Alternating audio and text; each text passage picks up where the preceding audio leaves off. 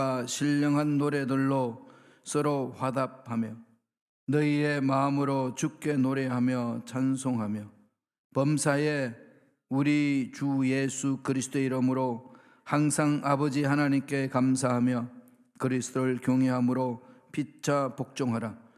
아내들이여 자기 남편에게 복종하기를 주께 하듯 하라.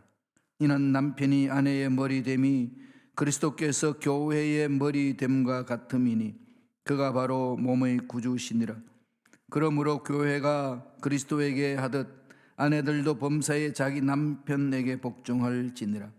남편들아 아내 사랑하기를 그리스도께서 교회를 사랑하시고 그 교회를 위하여 자신을 주심과 같이 하라. 이는 곧 물로 씻어 말씀으로 깨끗하게 하사 거룩하게 하시고 자기 앞에 영광스러운 교회로 세우사 티나 주름 잡힌 것이나 이런 것들이 없이 거룩하고 흠이 없게 하려 하심이라. 아멘. 이 말씀으로 왜 성령 충만인가 라는 제목으로 은혜 말씀을 나누겠습니다. 죄로 인하여서 죽었던 우리들 예수님을 믿음으로 살아났습니다. 감격이죠. 정말 감격 중에 감격이잖아요. 어떻게 살아났죠? 영원한 생명이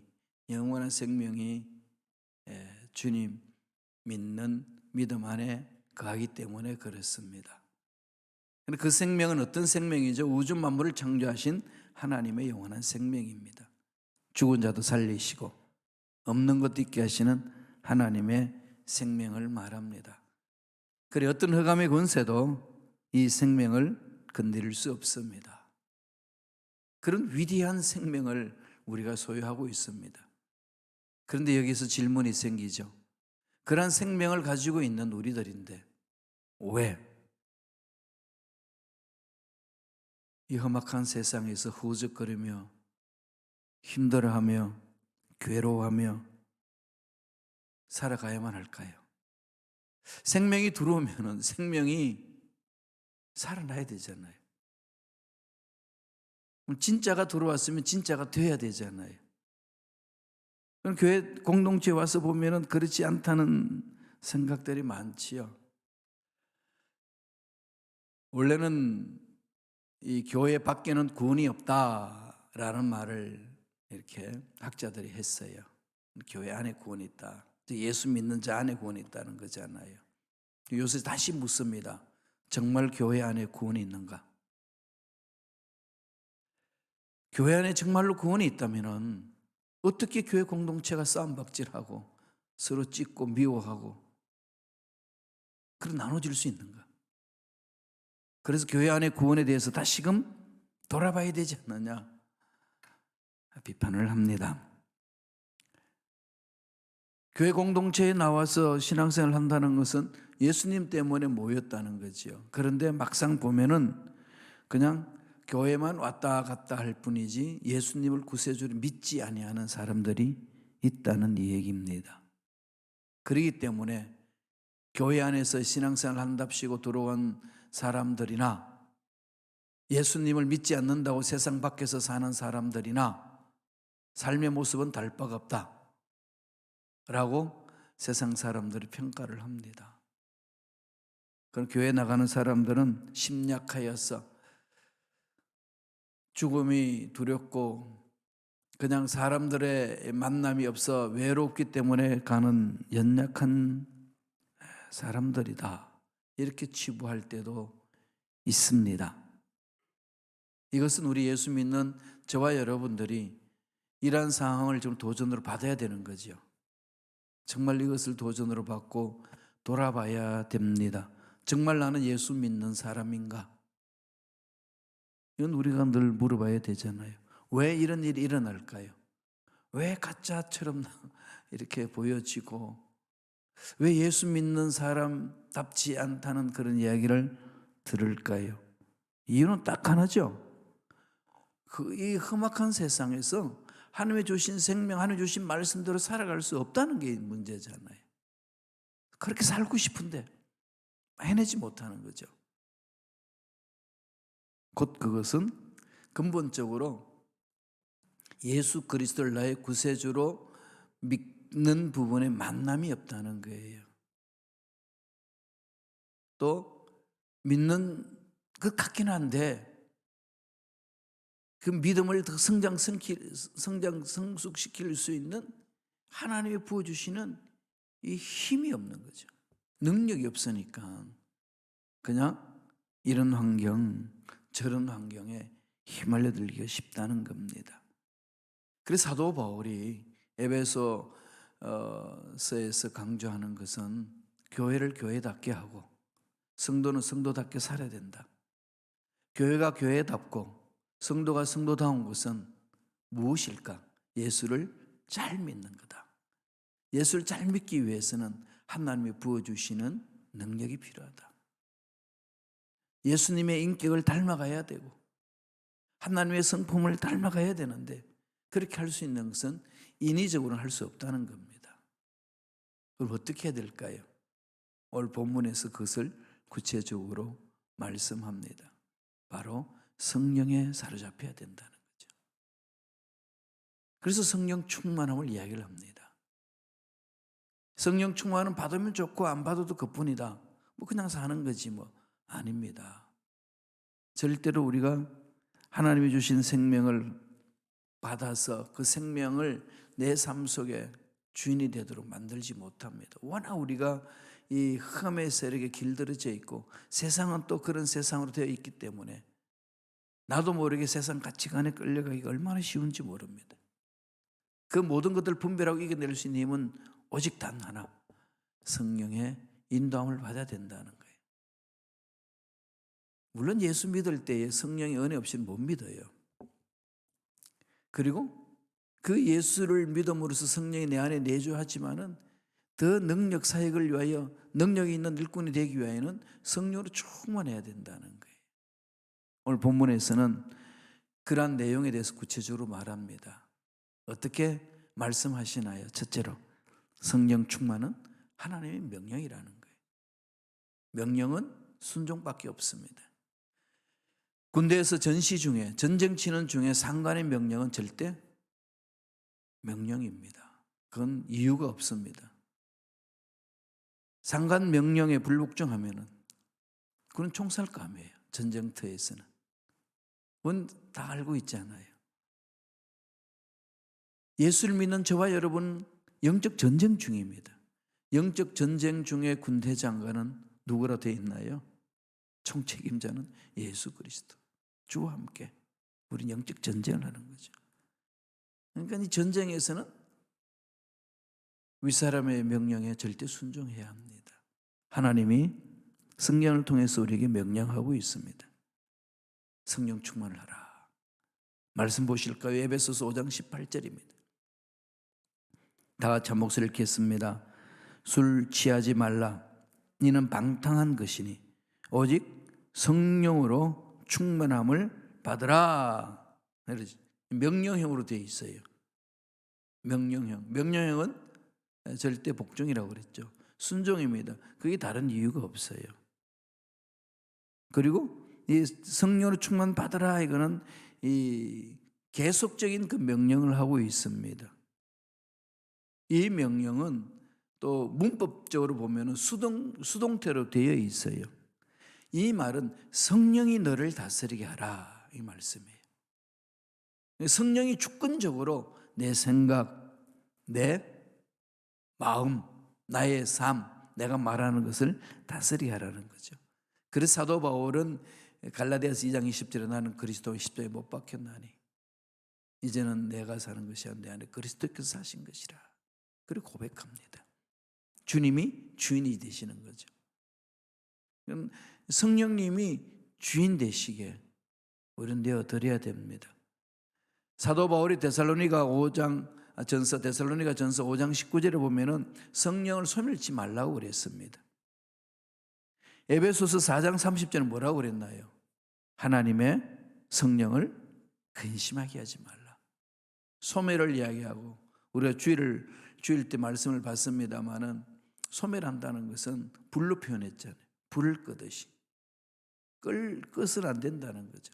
근심하게 하지 마라. 어떤 게 성령을 근심하게 하나요? 죄악 가운데 거하는 것, 말씀에 순종하지 않는 것, 그리고 죄를 범했음에도 불구하고 돌이키지 않고 죄를 회개하지 않는 것. 성령님을 근심하게 하고 성령을 소멸케 하는 죄악이 된다는 겁니다. 그걸 하지 말라는 거죠.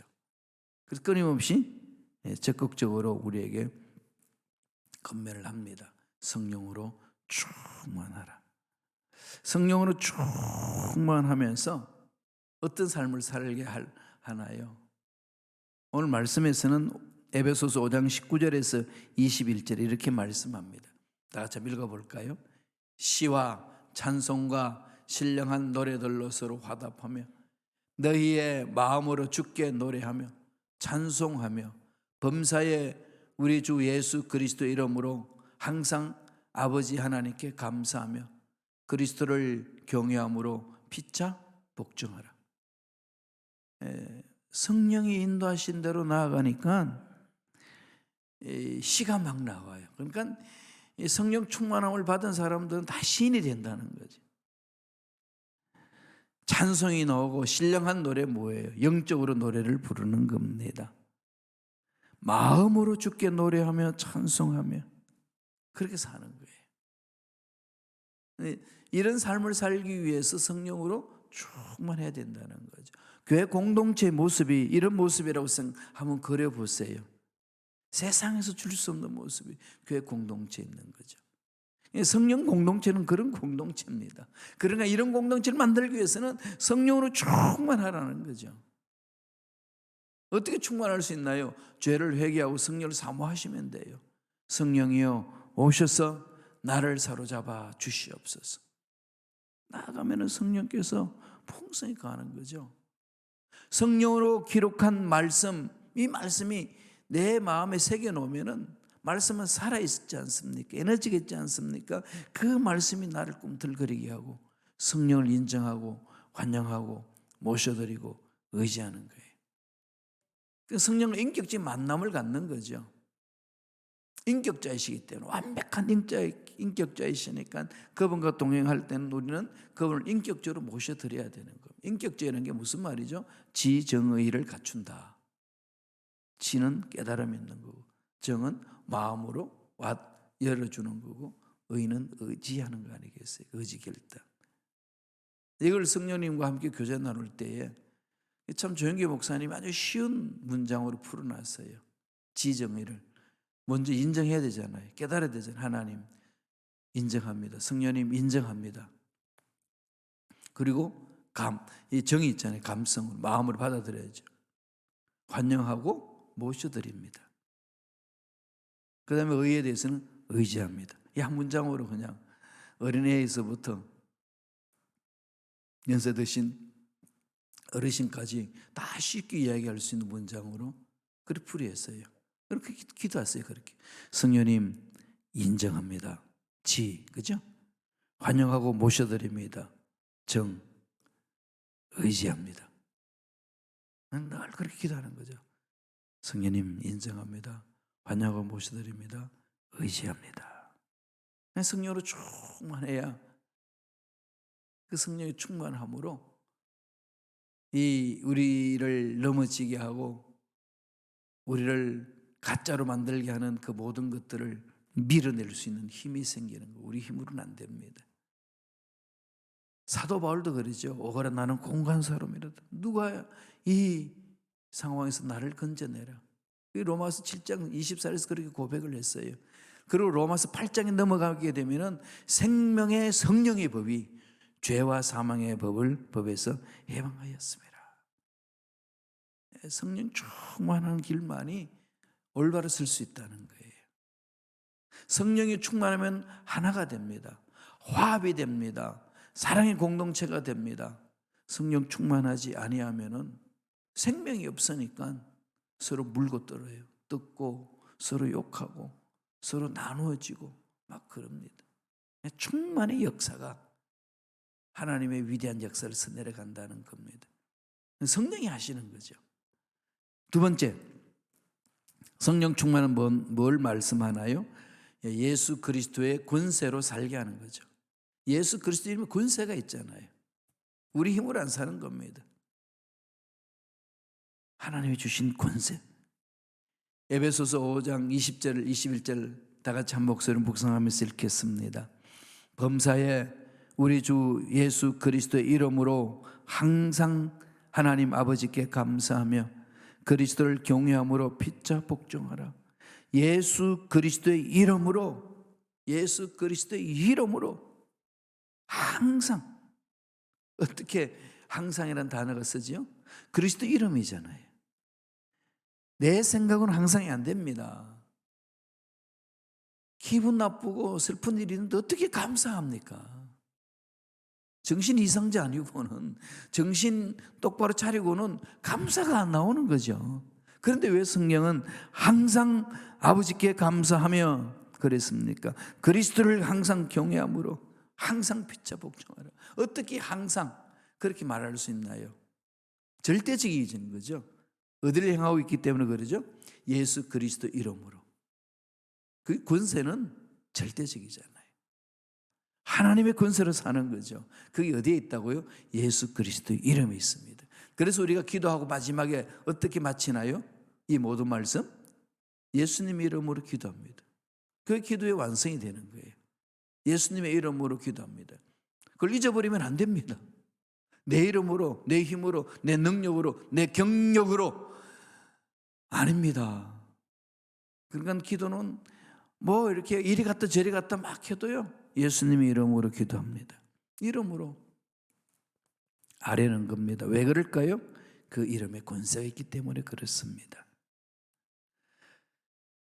복음서에 있는 제자들은 주님을 따르겠다고 그렇게 결단 많이 하는데, 특별히 베드로는 얼마나 결단합니까? 여기 있는 사람 다 버려도 주님, 저는 절대로 주님을 버리지 않습니다. 그렇게 이야기하는 베드로에게 야, 너 나 부인한다 그랬더니 그럼 섭섭한 소리.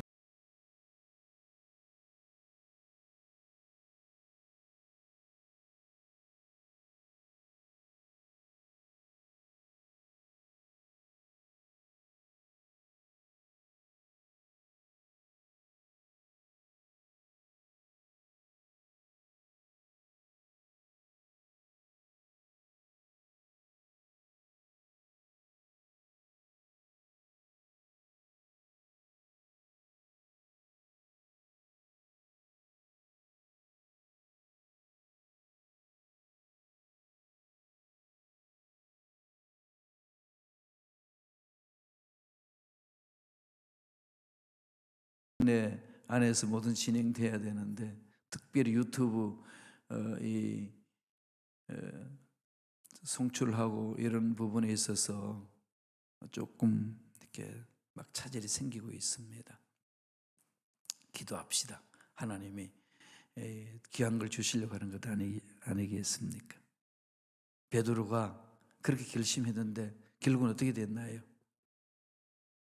정말로 주님이 예언하신 대로 못 따라갔어요. 끝까지 주님을 저주하기까지 하면서 부인하고 도망갔습니다. 그러던 베드로가 부활하신 주님을 다시 만나고 성령을 체험을 합니다. 성령을 체험하고 난 이후에 그 성령의 놀라운 역사가 나타난 그 능력이 사도행전에 쭉 기록되고 있습니다. 어떤 모습인지 한번 볼까요? 사도행전 3장 6절에서 8절에 이렇게 기록합니다. 천천히 묵상하면서 읽겠습니다. 베드로가 이르되 은과 금은 내게 없거니와 내게 있는 이것을 내게 주노니 나사렛 예수 그리스도의 이름으로 일어나 걸으라 하고 오른손을 잡아 일으키니 발과 발목이 곧 힘을 얻고 뛰어서서 걸으며 그들과 함께 성전으로 들어가면서 걷기도 하고 뛰기도 하며 하나님을 찬송하니. 마가다락방에서 성령을 체험한 베드로, 요한 이 제자들이 성전으로 기도하러 가는데 성전 미문에서 날 때부터 걷지 못하는 사람이 구걸하고 있는 모습을 봅니다. 그러면서 그들을 향하여서 외칩니다. 예수 이름으로 일어나 걸어라. 어떻게 예수 이름으로 일어나 걷습니까? 무슨 말씀을 하는 거죠? 예수 그리스도 이름의 권세, 죽음을 이긴 권세, 병을 치유하는 권세, 문제를 해결하시는 권세가 있다. 예수 이름으로 명하노니 일어나 걸어라. 2022년 시작하면서 외치세요. 자꾸 나를 넘어지게 하는 것들은 사라질지어다. 예수 이름으로 명하노니 사라질지어다. 내 인생의 장애물들은 예수 이름으로 명하노니 제거될지어다. 예수 이름의 권세에 의지해서 선포하잖아요. 그랬더니 어떻게 합니까? 오른손을 잡아 일으키니까 발과 발목이 힘을 얻습니다. 권세가 임하는 거죠. 결국은 어떻게 되죠? 걷기도 하고 뛰기도 하며 하나님을 찬송합니다. 성령 충만하면은 신령한 노래로 찬송하지 않아요. 나면서부터 걷지 못하는 정말로 초라한 인생이었는데 예수 그리스도의 이름의 권세로 일었습니다. 일어섰더니 감격이죠. 성령이 인도하신 대로 일어서는 그의 삶은 하나님을 찬송하는 거예요. 이게 성령 충만한 일꾼의 모습이고 교회 공동체의 모습입니다. 성령 충만한 사람은 사람을 정죄하는 게 아니고요, 사람 연약한 사람을 세워주는 사람들이에요. 교회는 그렇잖아요. 힘들고 어려워하고 있는 사람을 세워주는 거예요. 그게 성령 충만한 사람의 삶의 모습입니다. 마지막 세 번째로 성령 충만은 이 관계를 회복시키죠. 신앙생활은 관계 회복입니다. 하나님과 나의 관계가 깊은 교제를 이루게 하고 나와 나 자신의 관계를 회복시키잖아요. 내가 왜 이러는지 모르겠다.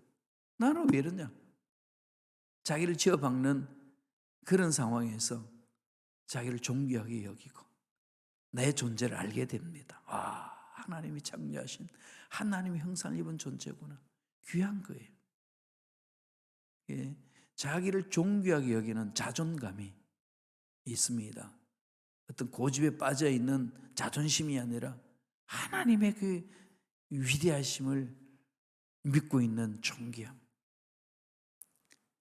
자기 자신의 관계죠. 그 다음에 나와 너와의 관계, 나와 이 세상과의 관계, 나와 이 생태가의 관계, 이 회복이 되는 거잖아요. 예수 믿는 사람들이 성령 충만하면은 이 하나님 창조하신 피조물 세계를 아무렇게나 대하지 않지요. 하나님이 창조한 세계를 다스리는 겁니다. 그리스도인들이 그렇게만 살았다면 이 바이러스가 인간 세계에 들어와서 공격하는 일들은 안 일어났을 겁니다. 마구마구 파괴해버리니까 하나님의 말씀에 불순종한 결과로 당하는 이 지구촌의 모습 아니겠습니까? 다스려야 되는 거지 파괴시키는 자가 되어서는 안 됩니다. 그래서 성령 충만해야 이 관계가 회복이 되는 거예요. 이 말씀에서 6장 9절까지 이 인간관계에 대해서 구체적으로 쭉 풀어주고 있습니다. 이 관계를 잘 하려면 성령 충만해야 돼요. 남편과 아내의 관계, 부모와 자녀의 관계, 종과 주인의 관계, 사람들 서로 관계 속에서의 이 푸는 원리 원칙이 성령 안에 있음을 가르칩니다. 영적인 원리를 말하고 있는 거 아니겠어요? 왜? 하나님은 질서의 하나님이시기 때문에 그렇습니다. 아내들에게 어떻게 권면합니까? 에베소서 5장 22절 23절 보세요. 아내들이여 자기 남편에게 복종하기를 주께 하듯 하라. 이는 남편이 아내의 머리됨이 그리스도께서 교회의 머리됨과 같음이니 그가 바로 몸의 구주시니라. 교회가 그리스도에게 하듯 아내들도 범사에 자기에게 남편에게 복종하라. 아내들에게 할 일들을 말합니다. 그런데 이 말씀은 누가 좋아할까요? 남편들이 좋아해요. 이 남편들이 이 성경 펼쳐놓고 좋아하면 안 돼요. 이건 아내들에게 명령한 거지. 성경 펼쳐놓고 아내한테 가가지고 보라고 이렇게 적용하면 안 됩니다. 아내들은 그 마음이에요. 질서를 지키라는 거죠. 남편들에게 하나님이 건면합니다. 에베소서 5장 25절 보세요. 다 같이 읽어볼까요? 남편들아 아내 사랑하기를 그리스도께서 교회를 사랑하시고 그 교회를 위하여 자신을 주신 것 같이 하라. 무슨 얘기예요? 남편은 아내들을 위하여 목숨을 버려라. 집에 가서 이것 때문에 싸우지 마세요. 그만큼 하나가 되어야 된다는 거죠. 하나가. 복종하라 이 말만 이야기하지 말고, 그죠? 복종해야 돼 이런 하지 말고, 예수님이 교회를 세우기 위해서 목숨을 바친 것처럼 아내를 위하여 목숨을 주라. 그렇게 사는 거다. 이게 어마어마한 명령이죠, 그죠? 사도 바울이요 그 당시에 이 완전히 혁명적인 말씀을 선포한 거예요. 하나님의 마음입니다. 교회 공동체는 그렇게 사는 거예요. 이유는 딱 하나예요. 고린도전서에서 말한 게 있어요. 고린도전서 14장 33절입니다. 다 같이 읽겠습니다. 하나님은 무질서의 하나님이 아니시오 오직 화평의 하나님이시니라. 그죠? 무질서의 하나님, 질서가 있어요. 우주 만물의 창조의 원리 질서가 있잖아요. 질서 정연하게 움직이는 거죠. 영적인 그런 질서가 있습니다. 마귀는 영적 질서를 깹니다. 하나님이 세우신 권위를 파괴시키고 권위주의에 빠지게 만드는 거죠. 권위는 존중하지만 권위주의에 빠지면 안 됩니다. 이 세상 말로 이런 사람을 꼰대라고 이야기를 해요. 애들이. 꼰대. 이 말은 이 권위는 없으면서 괜히 나이 많다고 꼰대 역할을 한다는 거예요. 그런데 나이가 어려도 꼰대가 있어요. 이상야릇한 권위주의에 빠져 있습니다. 우리는 하나님으로부터 권위를 받았습니다. 그 권위가 존중돼야 되는 거지. 거기는 예수 이름의 권세가 있는 거 아니겠습니까? 그렇게 가야 되는 거죠. 그래서 남편의 아내의 머리됨이 그리스도께서 그의 머리된 것 같으니 그가 고주시라. 그래서 자신의 삶을 다 하나님 앞에 맡기는. 그리고 25절은 아내 사랑이 하기를 그리스도께서 사랑하시고 교회를 위하여 주신 것 같이 하라고 명령하죠. 그러면서 결론 내려줍니다. 5장 21절에 다 같이 읽겠습니다.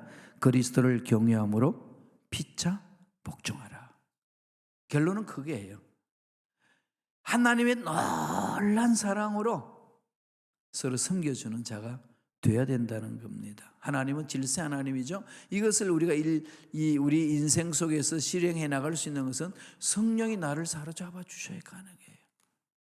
그래서 성령 충만하여서 하나님을 영화롭게 하고 이 세상을 하나님이 기뻐하는 공동체로 만들어가는 데 쓰임받는 저와 여러분 되시길 간절히 축원합니다.